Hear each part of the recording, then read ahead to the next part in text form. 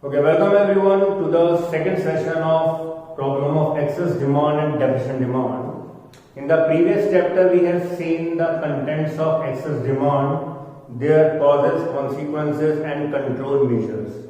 Today we are going to see the concept of deficient demand and their causes, consequences and control measures.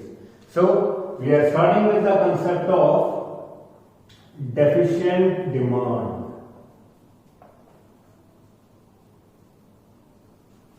Okay, so we say deficient demand is a situation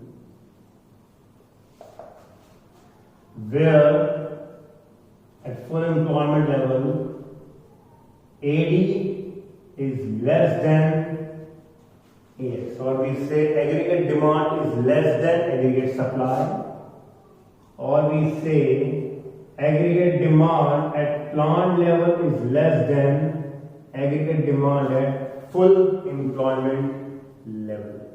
This P indicates plant level, this F indicates full employment level, where the equilibrium is likely to be met. So, if we talk about with respect to graph, we can draw this is Y, this is X, aggregate demand and aggregate supply. We say GDP or income. This is Y equals to AS. Now, this is what we say AD at full employment level, and along with this we can mention this can be aggregate demand at plant level. Now, if this could have been the equilibrium point, we say this gap is basically known as deflationary gap.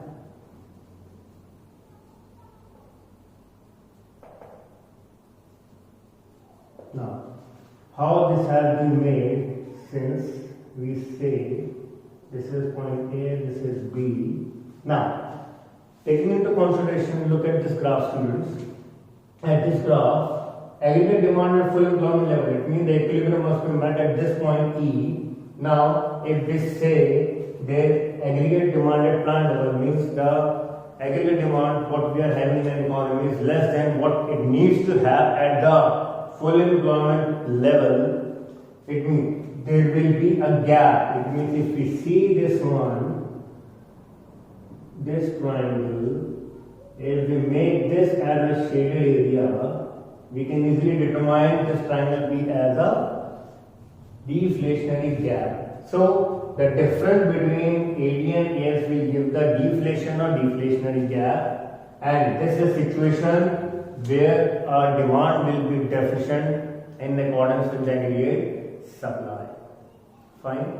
Now, we just need to see what are the possible causes of deficient demand. Since all the causes will be the reverse that we have seen in excess demand, so the causes will remain same, but we just need to see in a reverse mode of action of all the factors that we have taken in excess demand. We say there will be rise, so there will be fall in the consumption expenditure by household, there will be fall in the investment expenditure as made by the producer of home sections, there will be a fall in the government expenditure. Basically, these are basically the causes of deficient demand that we are seeing in a simple mode. Then again we say if there are fall in export demand, it will lead to deficient demand. If there are rise in imports, again we say it will lead to deficient demand. If there will be rise in the taxation or fall in the subsidies, we can easily depict them as the causes of deficient demand. Because in all these causes there will be less demand for the goods and services, or we say for the final goods and services that are being produced in an economy, right?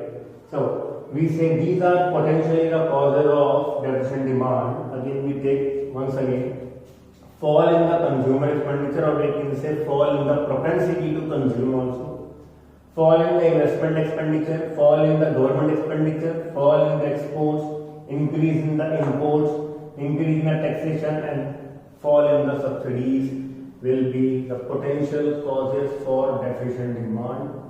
Now, if we have seen these causes, it's time to undertake the consequences or effects of deficient demand. So, what are the possible consequences that we can stress it out?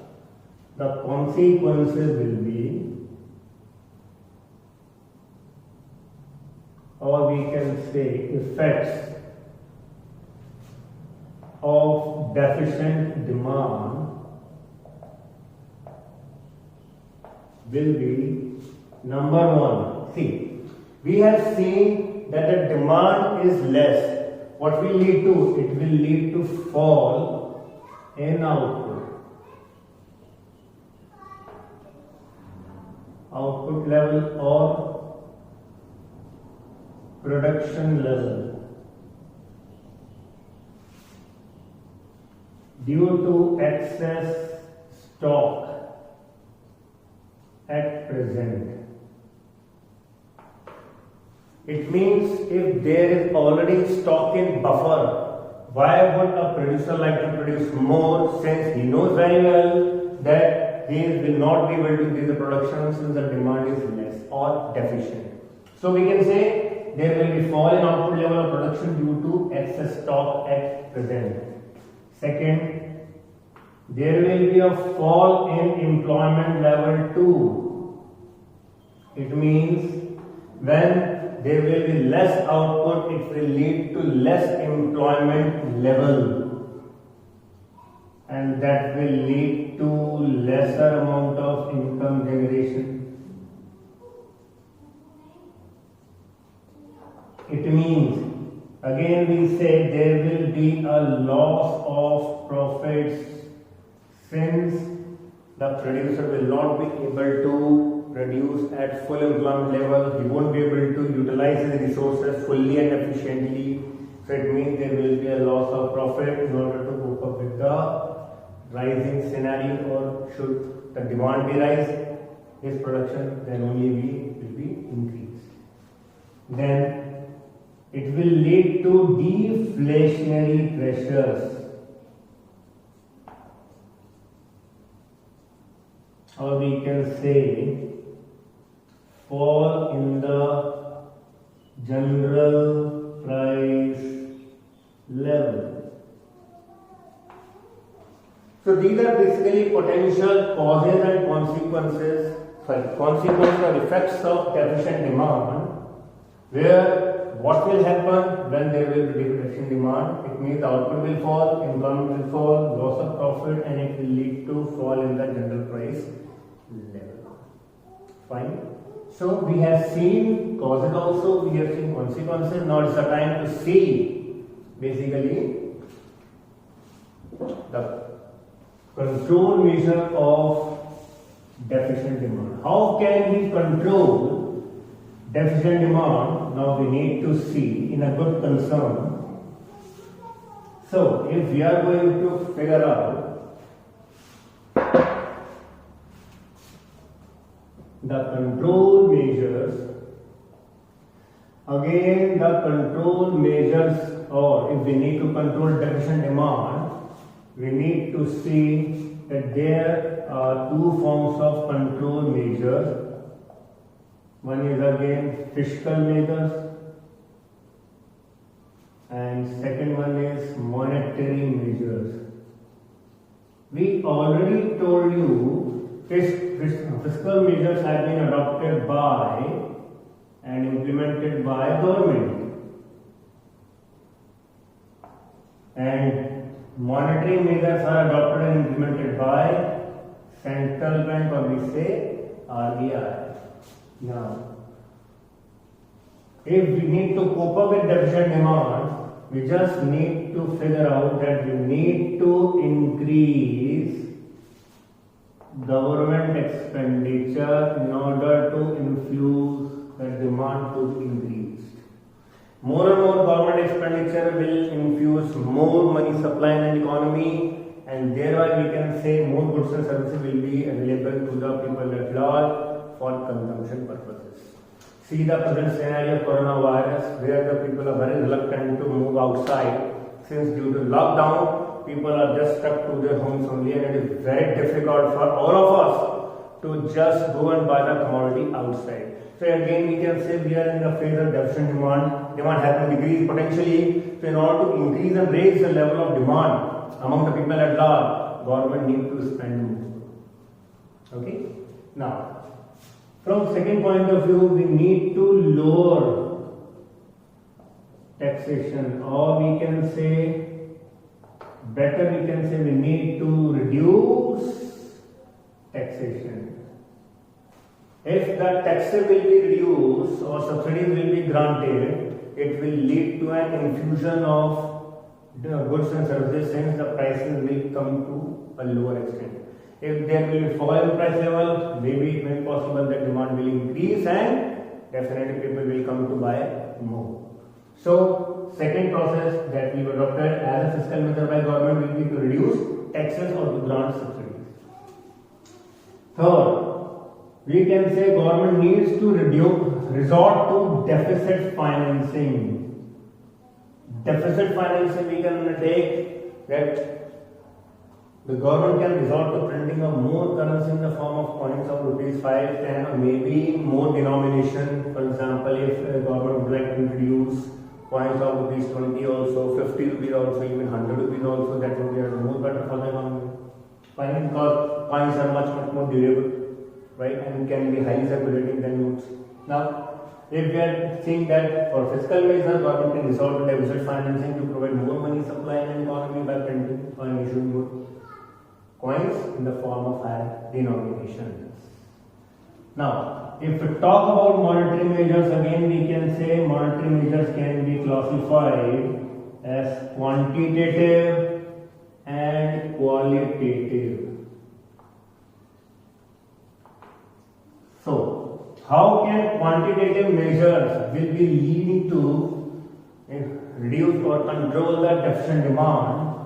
So if we need to control deficient demand, we just need to see that we need to reduce the bank rate. As and when the bank rate will be reduced, more amount of money will be in the hands of commercial bank, more loans or borrowings to be provided to the public, more money supply will lead to more demand infusion, will be able to control deficient demand. In the same way, reverse repo rate and repo rate will be working. Means reverse rate and repo rate and reverse repo rate, again we say they need to be reduced. All the legal reserve requirements to be reduced. As we talked about legal reserve requirement, we have taken two reserves that are potentially known as cash reserve ratios and statutory liquidity ratio. Both need to be reduced in order to infuse more money supply in an economy. Fine, by commercial bank. Then, with respect to open market operations, government resort to buy the security. Why buy security? If the central bank will resort to buying the securities, definitely they need to give the money back to the public, so that there should be more money supply, so that the people will be able to demand more for the goods and services. It means in open market operation, if we say about there must be a necessity to buy the security that have been issued before, so that in order to infuse more money supply or in order to channelize more demand to increase aggregate demand or to control deficient demand, there must be excess or more money supply. Fine? Now, with respect to qualitative measure, we just need to see them with respect to three. For example, there is a margin requirement that we have discussed. It is a difference between the amount of security required for the loan and the loan amount. It means it need to be lower in order to control deficit demand. Lower the margin requirement, higher the loan will be taken by the public. Higher the loan will be taken by the public, more will be the money supply. More will be the money supply will lead to control of deficit demand. Now, if we talk about moral suasion, then central bank can guide responsibly to channelize and provide more amount of loan to as number of people as we can. So we can open our new branches, we need to provide more targets to the commercial banks so that they need to issue more and more amount of loan, even to the higher businessmen also, even to lower businessmen or people also. As many as loan or as many as fund we can provide, we need to work upon it. So for moral solution the central bank need to provide a very clear guidance to every commercial bank that is required from deficit demand point of view, that we need to just lower down the fact that we cannot hold the economy for deflationary pressures or deficit demand. Fine. And the third will be credit rating should be relaxed.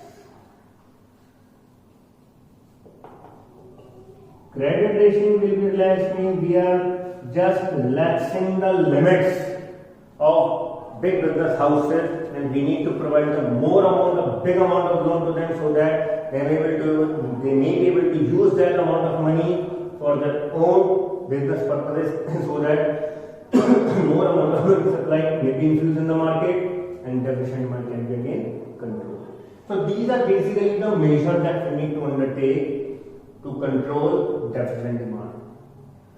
There are two measures, fiscal measures and monetary measures. Fiscal measures, there are three measures, that is increased government expenditure, reduced taxation, deficit financing. Deficit financing is printing of coins. Again, RBI can also resort to deficit financing by printing of more currency and throw it into the economy. Fine, so we can also say that RBI can also resort to deficit financing. Then, for monetary measures as adopted by RBI, we need to just lower down the bank rate, repo rate, reverse repo rate, legal reserve requirement, so that the commercial bank would be available more money in their hands in order to provide to the public in terms of borrowings or loans. Then open market operation, if the central bank operates through open market operation, it needs to buy the security so that the more and more people of India or in an economy should be available with the good amount of money in their hands. Fine. So these are the measures of quantitative. Qualitative measures, we have three measures, that is margin requirement should be lower down, moral suasion should be made easy, and credit rating should be relaxed in order to control deficit demand. So this is basically the chapter of excess and deficit demand that we have taken with you.